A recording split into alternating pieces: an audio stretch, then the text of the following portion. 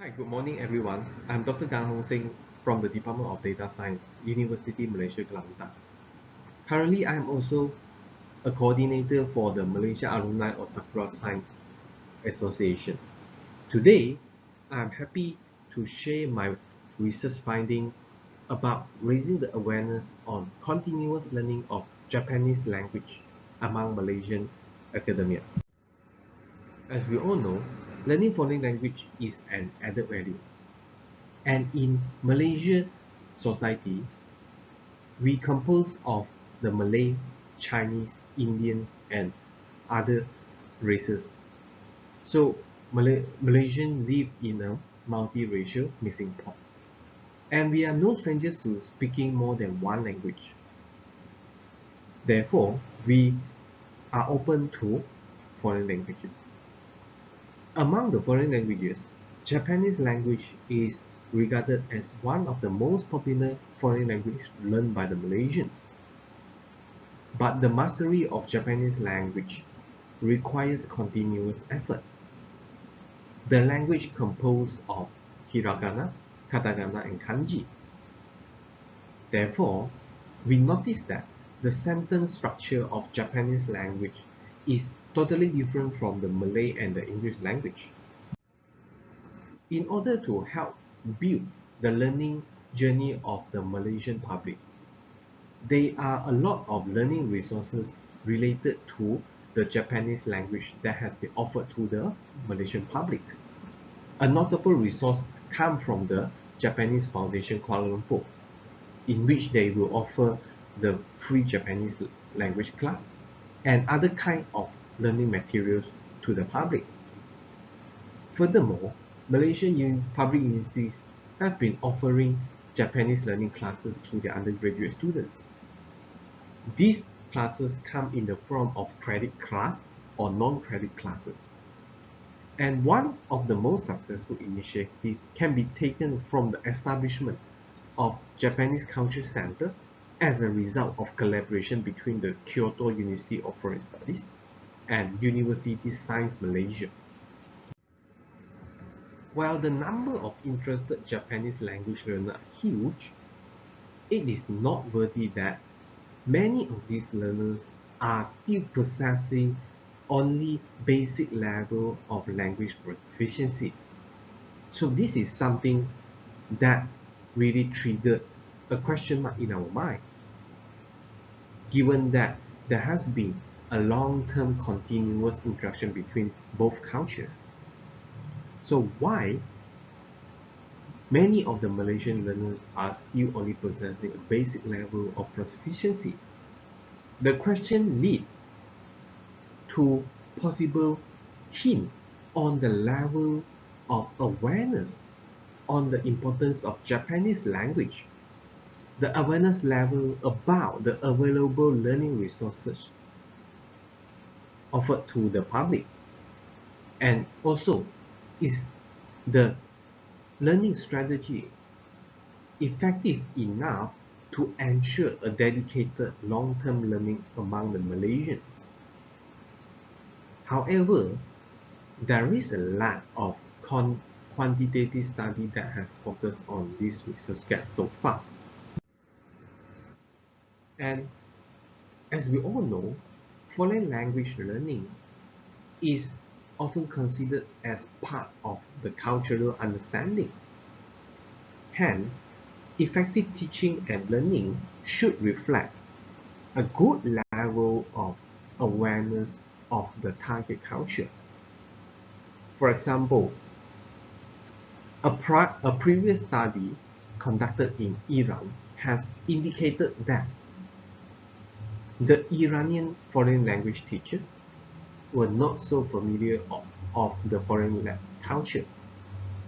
As a result, their teachings were not able to convert into practical values, and this could potentially create misunderstanding of the native speaker's message. Another important element is the effective foreign language learning strategy. This topic is not new, but it has started since 1980s and continue to be active until today. We can see the learning strategy as the behavior steps and methods that the language learners implement to conduct the language learning. And conventionally, we can categorize them into direct approach and indirect approach. Direct approach usually will use mental process to directly influence the target language. For example of direct approach include the memory and the cognitive method. The second will involve the indirect approach that provides the support and manage the learning effort without directly involve the target language. Affective and social methods are two important indirect approach. However, we have to emphasize that in today's age, these strategies have been developed a long time ago, and there is a necessary update needed to construct the suitable strategy that fit into our time. As a result, we set the objective of our study to analyze the level of awareness on the available Japan language learning among the Malaysian academia. And we would like to identify the effective Japanese language learning strategy in today's highly digitalized post-COVID era. In this work, survey questionnaires were constructed to measure the level of awareness and identify the effective learning strategy. Our questionnaire composed of 4 sections. The first section is about the demographic of the respondent. Second, on the awareness on continuous learning of Japanese language. Third, on the learning strategies, and lastly is the conclusion. A total of 105 respondents were recruited in this study. We adopted a Likert scale of 1 to 5 in our survey. The target survey respondents are Malaysian academia and private employees who had joined various kinds of Japan-related exchange programs. Some famous exchange programs include the JSPS fellowship programs, the Sakura Science Exchange, as well as the JASO Exchange program. After we have obtained the data from our survey, we implemented descriptive analysis and ordinal logistic regression in order to examine the relationship of these components in relation to the interest level of Japanese language. The descriptive analysis will tell the pattern about awareness level on importance of Japanese language and awareness level on available Japanese language learning materials. And the result shows that Malaysian academia actually has a strong awareness on the importance of learning the Japanese language, in which we can see there is a mean score of 4.33 out of 5. This is considered high. And we attributed the awareness to the employment advantages of learning the Japanese language, as well as the long-term effect due to the continuous cultural exchange between Japan and Malaysia. An average 53.3% of the respondents had strongly agreed that learning Japanese language represents an important medium of communication to boost the bilateral cultural understanding. So this implies that the Malaysian academia recognize the need of learning the Japanese language. But one interesting thing from our survey is that there is merely 4.76% of the respondents were strongly acknowledged about the existing learning resources during their Japanese language learning journey. So this is something that really catch our eye, because it seems like while the Malaysian researchers, the academia, they are well aware of the importance of Japanese language, but they are not aware about where they can find the right resources to continue their learning. And then in the table 2, we show that the social, cognitive, affective, and memory strategies were found to be statistically insignificant to the interest of learning Japanese language. This is something quite surprising as well, and we can say that this is quite a new finding. And intuitively, we attribute that these strategies are regarded as traditional foreign language learning approaches developed a long time ago and continuously adopted until now.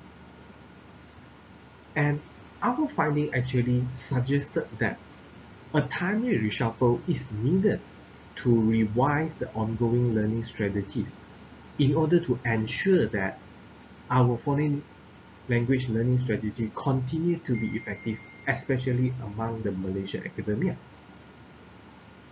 And we can see the finding is due to the digitalization, which has been accelerated by the outbreak of COVID pandemic. And during this COVID pandemic, social media and online learning has swiftly become the new norm with transformative effect on the learning. So we believe that this is the power of online that has transformed and gradually replaced the effectiveness of traditional learning approach. So based on our study, we would like to conclude that this is the first quantitative study that investigated the level of awareness on learning the Japanese language and the use of digital learning strategies among Malaysian academia. Retrospectively, Malaysian academia has enjoyed a robust collaborative tie with Japanese, and these ties need to be sustained. The bilateral exchange has flourished cultural mutual understanding and knowledge transfer. And there is no doubt that Japanese language serves as an important medium of communication.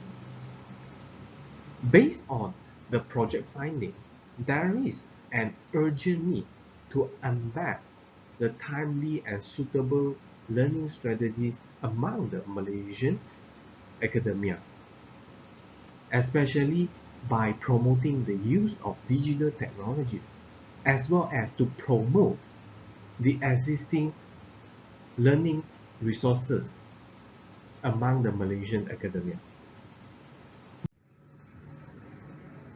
Lastly and not least, the project members acknowledge the financial aid provided by the Toshiba International Foundation in supporting this study. We would like to gratefully say a thank you to Toshiba International Foundation. And lastly, thank you for attending to my presentation.